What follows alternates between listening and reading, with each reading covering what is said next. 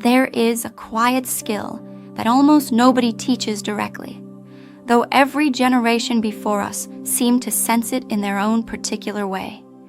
The skill of expecting good things before they arrive, instead of only recognizing them nervously after the fact, once proof has already been given. Most people wait for solid proof before they allow themselves to hope at all, checking and rechecking, never quite relaxing into the good that might already be quietly on its way toward them. Yet across old villages, quiet monasteries, and busy old marketplaces, certain people seem to walk through life differently, almost as if they had trained their minds the way a patient farmer trains a young, uncertain vine. In this journey, we look gently at 12 small shifts that quietly train the mind to expect good things, one ordinary day at a time, without needing anything dramatic to change first. The silent question your mind answers daily, long before a single event of the day even happens. The mind has already quietly asked itself a question, usually without anyone noticing it happening at all, tucked inside the ordinary business of simply waking up. Questions like, what usually goes wrong for me?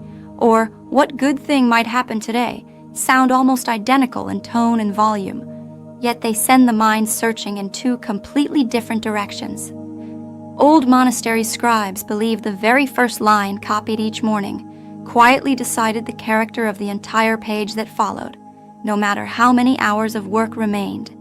This isn't mysticism so much as simple attention quietly at work behind the scenes, since whatever question the mind holds first tends to shape what it notices for hours afterward, almost like a lens being carefully fitted into place before the day properly begins. A person who silently asks, "Why does this always happen to me?" will find plenty of evidence for it by lunchtime without even trying very hard, while a person asking a gentler question finds something else entirely by that very same hour, almost effortlessly. Most people never realize they are asking themselves anything at all, since the question happens so quickly, it feels more like a passing mood than an actual sentence forming quietly in the mind each morning, long before coffee or breakfast. Once it becomes visible, though, something rather ordinary and quiet becomes newly possible for a person willing to notice it. A small pause between waking and the question itself, right where everything else in the day quietly begins to take shape. Why your first thought sets the whole day. Old clockmakers believed the very first tick of a brand new clock, calibrated with tremendous care before it ever left the workshop floor, quietly decided how true and steady the entire clock would run for years and years afterward without needing much adjustment. Whether or not the belief itself was ever fully provable in any scientific sense, the habit of caring deeply for beginnings carried real practical weight in their daily craft, shaping how carefully they treated everything that followed after that first small, deliberate adjustment was made.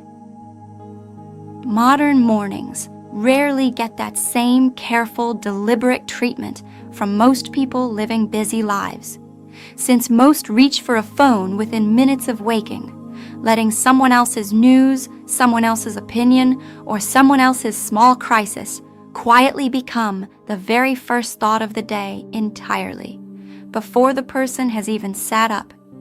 The mind, still soft and unusually impressionable right after sleep, absorbs whatever arrives first far more easily than it will an hour later, once the day has properly and fully begun around them. This is why two people can wake into the very same weather, the very same city, even the very same kitchen table, and still walk into their day carrying two completely different, invisible expectations of what's coming toward them next. The difference rarely comes from outward circumstances at all, but quietly from that first small thought, either chosen deliberately or simply absorbed without thinking, before anyone else's voice has even entered the room that morning, before the kettle has finished boiling. A man named Thomas once told a friend he had started keeping his phone in another room entirely until well after his morning tea was finished. Within a month, he said, he noticed himself feeling noticeably steadier before 10 in the morning than he had in years, for reasons he still couldn't quite explain to anyone, including himself. An old habit that trains inner luck. Lighthouse keepers stationed at old coastal outposts were required by law to keep a nightly logbook, carefully noting the weather, passing ships, and any small unusual detail worth remembering for the next keeper, who eventually came after them, season after lonely season. Some kept a second, much quieter logbook alongside the official required one, recording only small good things that happened during their long, solitary shifts by the sea, a private habit nobody in charge ever actually asked them to keep at all. Those private logbooks, discovered many years later in a handful of old coastal museums scattered along forgotten shorelines, reveal something rather touching about ordinary human attention, stretched thin under long isolation and endless routine, far from any family. Entries as small as a calm sea, a warm meal, or an unexpected letter from home, written down almost like quiet evidence being carefully gathered for a case only the keeper himself fully understood the shape of, night after quiet night, alone by the lamp. This small, informal, completely unofficial habit seemed to quietly change how these solitary men described their long, difficult postings decades later, in old interviews and yellowed letters kept by their families for years afterward. Rather than remembering only the harsh storms and the crushing isolation, many spoke warmly instead of small comforts and quiet moments, almost as if the private logbook itself had gently trained their memory towards something gentler and kinder over many long years at sea. Ahead in this video, we look closely at a small daily moment where hope itself quietly gets canceled without anyone ever noticing it happen at all. The moment doubt quietly cancels a wish. Archers in older training traditions across several different cultures were taught something curious about the exact moment right after releasing an arrow. A moment that has almost nothing to do with aim, strength, or skill at all, but with something quieter instead. Flinching, even very slightly right after release, was said to quietly pull the arrow off its true and intended course, even though the arrow had already technically left the bow and could no longer physically be touched or corrected by anyone. Something remarkably similar seems to happen with quiet hopes and small wishes throughout an ordinary, unremarkable day, though almost nobody ever notices it happening in real time as it quietly unfolds around them. A person hopes gently for something good to happen, then almost immediately follows that hope with a small flinch of doubt, a quiet, but it probably won't happen anyway, that arrives before the hope has even finished fully forming in the mind, uninvited. This flinch feels protective in the moment it happens, a way of softening potential disappointment before it can arrive and do any real lasting damage to the heart. Or so it quietly seems at the time. Yet it may be doing something quieter and far less helpful than it first seems to be doing, canceling the very signal it was trying so carefully and instinctively to protect in the first place. Arrow and archer both losing something in the process. A simple word shift that changes outcomes. Old market vendors in certain trading towns were known for a curious habit passed down carefully through generations of the very same families, quietly avoiding certain phrases while haggling over the price of ordinary goods each day at the stall. Words that implied scarcity, lack, or complaint were considered genuinely bad for business in a way that had little to do with logic or reason, yet the habit persisted stubbornly for centuries, regardless of whether anyone could explain exactly why. Modern research on everyday language has quietly circled back to something these old vendors seemed to sense instinctively without ever once writing it down anywhere formal or official at all. The simple shift from I have to toward I get to, said even privately inside one's own head, changes the emotional weight of an ordinary task almost immediately and noticeably, without changing the actual task itself in any real way at all.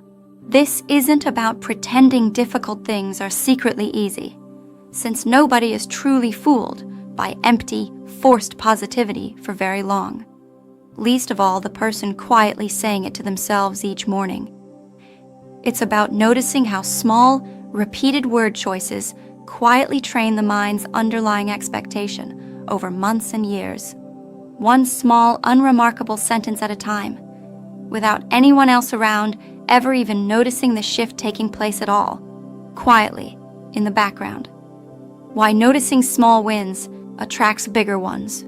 Pearl divers in certain old coastal communities trained for many long years before they could reliably spot a single promising oyster among thousands of perfectly ordinary ones scattered along the shifting seafloor below the surface, far beneath the waves.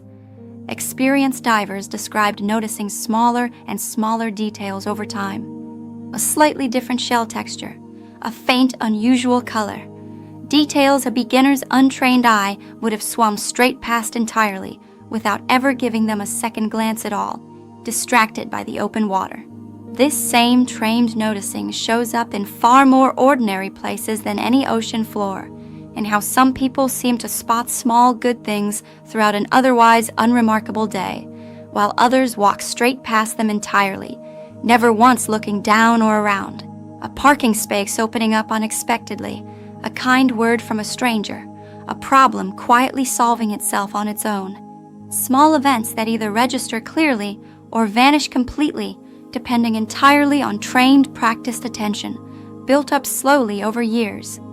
The mind, much like a diver's carefully trained eye, becomes noticeably better over time at finding whatever it has practiced looking for, week after ordinary week, without much conscious effort involved at all once the habit sets in. Noticing one small win doesn't just feel pleasant in the moment it happens. It quietly recalibrates what the mind expects to find next, long before that next good thing has even fully arrived, waiting patiently just out of view. 3 quick discoveries worth sitting with for a quiet moment today. Noticing a good thing takes less than 10 seconds, yet most people never pause quite long enough to let it properly register in the mind. The mind tends to remember sharp criticism roughly 5 times more vividly than gentle praise, without anyone ever consciously choosing that particular ratio for themselves. And simply naming a good moment out loud, even quietly to oneself alone, seems to make it linger noticeably longer in memory afterward. The bedtime habit few people ever try. Old households in certain quiet regions kept a small tradition of naming one good thing from the day just before blowing out the very last candle each night. A modest ritual passed gently from grandmother to grandchild, without much formal explanation ever given along the way. Nobody wrote down exactly why the small habit mattered so much, only that skipping it entirely on a difficult day somehow felt worse than the difficult day itself had already felt on its own. Sleep researchers today, working with far more advanced tools than a single candle and a tired, patient grandmother, have noticed that whatever quietly occupies the mind in its final waking minutes tends to settle more deeply into long-term memory than thoughts scattered carelessly throughout a busy, distracted afternoon spent rushing around. The mind, right before sleep finally arrives, seems unusually open and almost undefended, absorbing its very last thought the way soft, damp clay quietly accepts a fingerprint pressed into it. Most people spend those precious final minutes scrolling, worrying, or replaying the day's small frustrations instead, without ever fully realizing they are quietly handing the mind its last instruction before roughly 8 hours of undisturbed, uninterrupted processing quietly begin in earnest. A single small good thing, named gently in that same quiet window just before sleep, may end up doing far more than it first appears capable of doing on the surface, quietly, night after night, a hidden filter deciding what you see. Anyone who has ever bought a particular car and then suddenly noticed that exact same model appearing absolutely everywhere on the road afterward has already personally met a strange filter, quietly running in the background of their own mind, one they likely never learned the proper name of at all. The car itself didn't suddenly become more common overnight out of nowhere. The mind simply started quietly letting it through a filter it had previously ignored entirely, without a second thought. This same quiet filter decides, moment by moment throughout an ordinary day, exactly what gets noticed and what gets politely ignored out of the enormous flood of information constantly surrounding a person at any given time. Far more information than anyone could possibly consciously process. Told to watch for red cars, a person suddenly sees red cars absolutely everywhere they look. Told, even quietly by themselves alone, to expect disappointment, the very same filter obediently goes looking for exactly that instead. The filter itself carries no personal opinion of its own, no built-in bias one way or the other about what it finds. It simply follows instructions, mostly unspoken ones, given without the person ever realizing they were giving any instructions at all to begin with, day after day. Learning that this quiet filter exists and that it can be gently redirected with practice is often precisely where something quite different begins for people who finally notice it quietly at work behind the scenes. Why expecting little keeps you safe instead. A woman once quietly declined a genuinely promising opportunity, later admitting to a close friend over tea that some small part of her had already been rehearsing the disappointment of it falling through, long before anyone had even said a single word of no to her. Expecting little, it turns out, can feel oddly safer than hoping fully with an open heart, since a small hope that fails costs a person far less than a large one ever could in the end. This quiet protective habit rarely announces itself as fear directly to the person carrying it, since it usually sounds far more reasonable than that in the moment, dressed up carefully as caution, plain realism, or simply not wanting to get ahead of myself about anything at all in life. Underneath the reasonable-sounding words, though, sits a smaller, much older instinct, simply trying its best to avoid the sharp sting of disappointment one more time, yet again, as it always has before. The trouble is that expecting little doesn't just quietly soften disappointment when it comes. It also narrows what a person allows themselves to notice or reach for in the very first place, closing doors long before anyone else ever even gets the chance to close them first on their own, quietly, one by one. Safety bought this particular way often costs far more, quietly and slowly over years, than it first appears to save in the moment it happens, without anyone fully noticing the trade being made. The voice inside that argues with hope. Almost everyone carries a familiar inner voice that responds to fresh, tender hope with an almost immediate rebuttal, arriving so quickly it barely even feels like a separate thought at all. More like a practiced reflex the mind has rehearsed for years without ever meaning to on purpose, quietly, in the background. Hope quietly says, maybe this will actually work out for once, and within a single breath, the voice quietly answers back, it probably won't, so don't get carried away over nothing. This voice isn't cruelty exactly, though it often sounds that way when spoken aloud, instead of simply felt privately inside. It's usually an old, well-worn habit of protection, built during some earlier season of life, when disappointment genuinely needed softening in a way that made real sense back then, at that particular time. The trouble is that protective habits rarely retire gracefully on their own, once the original danger that created them has long since quietly passed by, decades ago. Arguing directly and forcefully with this voice tends to strengthen it rather than quiet it down over time, the way pulling hard against a rope only tightens the knot further instead of gently loosening it as intended, no matter how hard one pulls. Simply noticing the voice without immediately obeying its every instruction, letting it speak without automatically granting it the final word, seems to change something quieter and slower than any direct argument ever truly could on its own. A forgotten practice from grateful old cultures. Fishermen in certain old coastal cultures kept a small, specific ritual before setting out to sea together each morning, naming aloud 3 things they were quietly grateful for while the boats were still being loaded with nets and supplies for the day ahead. Nobody ever recorded exactly when this particular ritual first began, only that fishing families who faithfully kept it seemed to describe their hard, uncertain trade with noticeably less bitterness than families who had quietly let it go over time. The ritual itself cost absolutely nothing and took less than a single minute to complete, yet it seemed to quietly shift something important about how the entire day at sea was experienced afterward.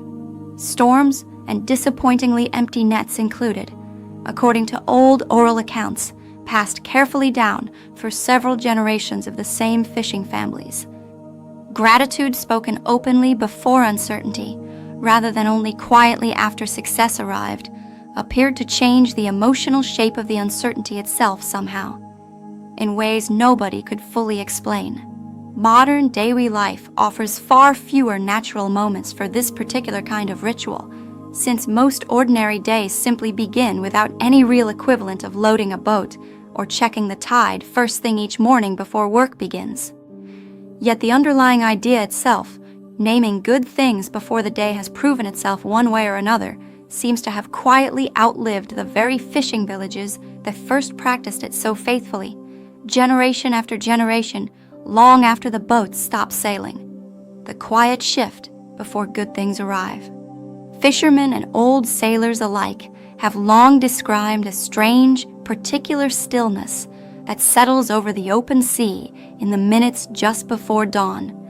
A calm so complete it can feel almost unsettling to those unfamiliar with it, right before the sky begins to properly lighten along the horizon line. Something remarkably similar seems to happen quietly in a person's inner life, right before a genuine shift finally arrives, though almost nobody ever notices it happening around them while it's actually taking place. This quiet stretch rarely announces itself with any fanfare, drama, or clear warning sign of any kind, since it tends to look, from the outside looking in, almost exactly like any other ordinary, unremarkable day, completely indistinguishable from any other. Yet many who look back afterward, once the good thing has finally and fully arrived, describe noticing a certain unexplainable calm quietly settling in shortly beforehand, a stillness they couldn't quite name accurately at the time it was actually happening to them. Perhaps expecting good things was never really about forcing anything to happen through sheer will, effort, or determination at all, but rather about slowly learning to recognize this particular quiet when it arrives, quietly, without announcement. The same way old sailors learned to read the stillness before dawn, without ever needing to fully explain in words how exactly they knew what they somehow already knew deep down, long before the light appeared over the water. Perhaps the mind was never truly meant to wait for solid proof before it was allowed to hope, the way a garden doesn't wait for the first green shoot to appear before the gardener keeps quietly watering it each morning. Perhaps expecting good things is less about convincing oneself of something untrue, and more about gently loosening a grip that has been holding on tightly to old disappointment for far longer than it ever needed to, simply out of habit. Somewhere between the first thought of morning and the last thought before sleep, an ordinary day quietly offers dozens of small, unremarkable moments where this gentle training happens, mostly unnoticed, and yet somehow cumulative over time. No single morning needs to feel dramatically different for anything to be shifting underneath the surface. Maybe it's enough for now to simply notice the quiet question the mind keeps asking itself, and to wonder, softly, what might slowly change if that question were allowed to soften just a little more.